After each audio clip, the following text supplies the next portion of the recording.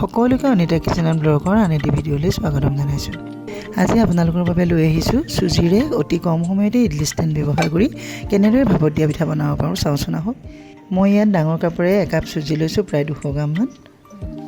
ইয়াত মই গাখীৰ দিছোঁ সৰু কাপোৰে 2 কাপ। আপোনালোকে ভালকৈ মিশ্ৰণখিনি গুলি ল'ব।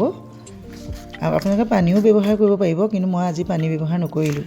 এয়া চাওকচোন, চেনি দিছোঁ 5 চামুচমান। তাৰপিছত দিছোঁ এনেকৈ ৰিফাইন তেলো ব্যৱহাৰ কৰিব পাৰিব, মই কিন্তু গৰুঘিকে দি দিছোঁ অকণমান। এয়া চামুচ বেকিং পাউডাৰ দিলোঁ। মই অলপমান কাজু আছিলে, কাজু দি দিছোঁ। আপোনালোকে কাজু ব্যৱহাৰ নকৰি যদি নাৰিকলৰ গুড়িও থাকে দিব পাৰিব। তেতিয়া ভালদৰে মিহলাই ঢাকি ৰাখিব। আৰু আপোনালোকে ষ্টেণ্ডডালত অলপমান মিশ্ৰণখিনি দিয়াৰ আগত অকণমান তেল নাইবা গৰুঘি থাকিলে গৰুঘিও সানি ল'ব। ময়ো তেনেকৈ সানি লৈছোঁ। মিশ্ৰণখিনি উলিয়াবলৈ অকণমান ভাল হয় পিঠাটো। অকণমান প্ৰেছাৰ কুকাৰত মই পানী গৰমাই লৈছোঁ। এতিয়া চাব, এটা এটাকৈ পিঠা ষ্টেণ্ডডালত ব্যৱহাৰ কৰিবলৈ প্ৰেছাৰত দি দিম।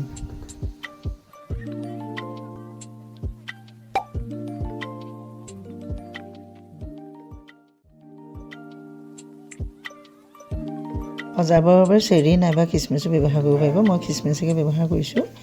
আৰু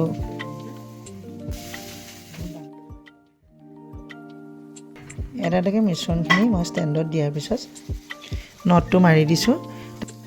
আৰু তাৰপিছত প্ৰেছাৰ কুকাৰত পানী অলপ গৰম কৰি থৈছিলোঁ, যাতে ভাপতে পিঠাটো সিজে।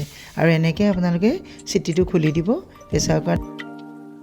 মাত্ৰ 10 মিনিটৰ পিছতে চাওকচোন, পিঠাখিনি ইমান ধুনীয়াকৈ সিজি গৈছে, ধুনীয়াকৈ খাব পৰা হৈ গ'ল। এয়া চাওক, এটা এটাকৈ গোটেই পিঠাখিনি উলিয়াইছোঁ লাহে লাহে। প্ৰথম অকণমানে ৰ'ব। এয়া চাওকচোন, অতি সহজতে কেনেকৈ পিঠাখিনি ইমান ধুনীয়াকৈ ওলাই গৈছে। আপোনালোকে এনেদৰে কেতিয়াবা পিঠা বনাই সহজতে খাবচোন। আৰু এনেকৈ সকাম নিকাম হ'লেও এনেকৈ আপোনালোকে বনাই দিব পাৰিব। আপোনালোকে যদি আমাৰ ভিডিঅ'টো চাই ভাল পাইছে তেনেহ'লে লাইক কৰিব আৰু এনেধৰণৰ ভিডিঅ' পাবৰ বাবে ছাবস্ক্ৰাইব কৰি থ'ব। আজিলৈ আহোঁ।